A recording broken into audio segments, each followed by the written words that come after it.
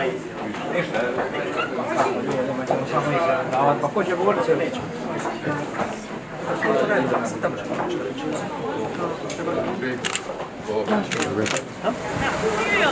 Silvio!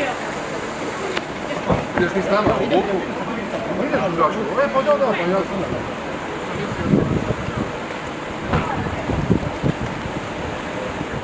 Znači, sa premijerom i sa članovima vlade koji su napravili na sastanku Župe Dubrovačku, razgovarali smo neke 3 stvari aktualne koje tište Župu Dubrovačku. Od te teme praktično 2 su vezane za jutros održanu sjednicu vlade i donesene odluke. Prva tema je svakako bila tema izgradnje brze ceste do zračne luke Čilipi i grada Dubrovnika. Dakle, problem koji imamo mi ovdje u Župi Dubrovačkoj, mada bih rekao da je to puno širi problem i problem županija i Republike Hrvatske, a nažalost mi ovdje koji živimo na području Župe Dubrovačke imamo negativne posljedice od tog prometa. Znamo da je znači državna cesta kroz Župu više kreće na Gradskoj ulici nego ozbiljnoj državnoj prometnici i u tom cilju me veseli upravo odluka vlade što će gradnja te ceste ući u zadovoljene strateške projekte Republike Hrvatske. Znamo da nas ipak dijeli dugi niz godina do te izgradnje sve ono što je potrebno napraviti. Još uvijek studija koju radi tvrtka IGH na naručitelji su Hrvatske ceste još uvijek nije privedena u cijelosti kraju, mada je u dobrom dijelu jest.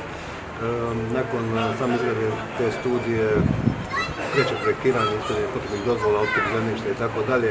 Znači govorimo ipak o jednom od par godina koji nas u najboljem mjeri dijelu od izgradnje te brze ceste i praktično da samim tim i rješenja prometa kroz Župu Dubrovačku. To je bila svakako jedna tema, ali mi smo još u 12. mjesecu na sastanku sa ministrom Butkovićem i sa direktorom Hrvatskih cesta gospodinom Škorićem tražili, rekao bih, vatrogasne mjere, od čega je dio već praktično započet. Tražimo pješačke prelaze, projektiranje i izgradnju svega onoga što je moguće napraviti još do početka naredne turističke sezone, dakle godišnje turističke sezone, kako bi se život nas u Župi ovdje učinio lakšim.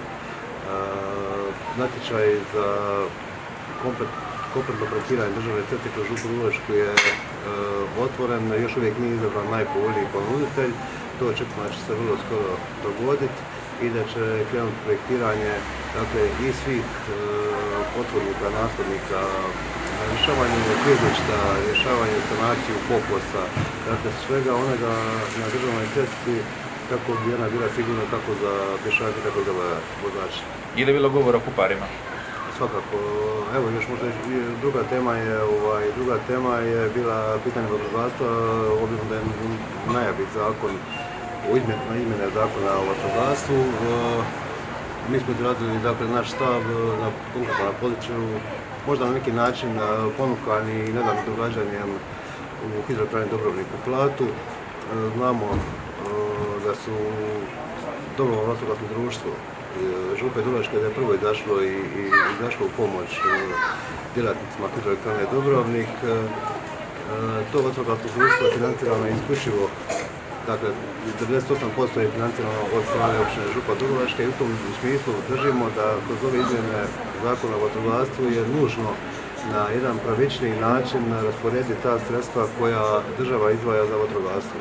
Dakle, kad govorimo o javnim vatrogasnim postrojbama koje imamo u nekim gradovima i općinama formirane, oni dobivaju dio tog kolača od države. Nažalost, dobrovoljna vatrogasna društva, kakav je slučaj i Župe Dubrovačke, ne dobiva ta novčana sredstva koja bi dodatno razvila vatrogastvo. I u tom smislu smo tražili i od predsjednika vlade da se kroz taj novi zakon na jedan pravičniji način rasporedu ta sredstva namijenjena za vatrogastvo i da znači, ne samo javne vatrogasne postrojbe, već i dobrovoljna vatrogasna društva dobiju dio sredstava po ključu, da li je to broj stanovnika, da li je to veličina područja, da li je neka razlika među kontinentalne, odnosno Primorske Hrvatske, dakle što moraju se utvrditi nekakva mjerila i na taj način rasporediti ta sredstva. Treća tema, najvažnija za nas je bila svakako pitanje Kupara. Praktično smo još jedan put konstatirali da je državno zemljište u Kuparima gdje je država dala pravo gradnje, odnosno koncesiju na pomorskom dobru na dugi niz godina, 99 godina, ide svojim tijekom, dakle zamišljenim planom. Jasno da to nije priča da će završiti jako brzo i gdje će se Kupari staviti u funkciju. Trenutno je uloga na općini Župa Dubrovačka da odradi urbanistički plan uređenja. Taj smo postupak započeli i cijela priča u vezi Kupara kreće, ide onim tijekom kako je to kroz ugovor, odnosno aneks ugovora i zamišljeno. Međutim, nama je također danas bila i tema priča o Kuparima vezana za prostor sadašnjeg autokampa, dakle sjeverno od državne ceste D8, prostor koji nije predmet ove priče prava gradnje. Sjetimo se da je još kroz urbanistički plan uređenja općina Župa Dubrovačka, ali suradno i sa županijom i sa Ministarstvom turizma i sa sadašnjim Audijom ili Dudijem, već kako se koji raspolagao s tim zemljištem, izradilo urbanistički plan uređenja gdje je planiran kongresni centar. Današnja vladina odluka jedna od točaka se odnosila na kongresni centar koji će završiti konačno na Babinu Kupu, a ne u Kuparima. Jer je studija koju je radio Hrvat Poznatik pokazala da je to nešto bolja lokacija, mada moje mišljenje baš i tako i nije. Dakle, ja držim da su i Kupari itekako jedna lokacija kao i Babin Kuk, možda čak i bolja obzirom da se nalazi između zračne luke i grada Dubrovnika i da tu imamo oko 8,3 hektara državnog zemljišta, dakle 83.000 kvadrata državnog zemljišta. Ali evo, što je tu je, dakle, kongresni centar će konačno završiti na Babinom Kuku i to zemljište je bilo predmet današnje priče. Dogovorili smo da ćemo mi suradno sa i gradom Dubrovnikom i županijom kroz urbanizam predvidjeti to područje za javnu društvenu namjenu. To može uistinu biti niz stvari od srednjoškolskog centra, do kampusa, do sportske zone, do zdravstva i tako dalje, uistinu niz namjena i da ćemo, kad malo praktično razradimo tu taj prostor od 20.000 kvadrata koji imamo na raspolaganju, da ćemo tad predložiti resorno ministarstvo kao Ministarstvo državne imovine, odnosno Vlade Hrvatske, dakle da to zemljište ili u cijelosti ili dijelom pripadne lokalnoj samoupravi sa jasnim ciljem o budućoj namjeni.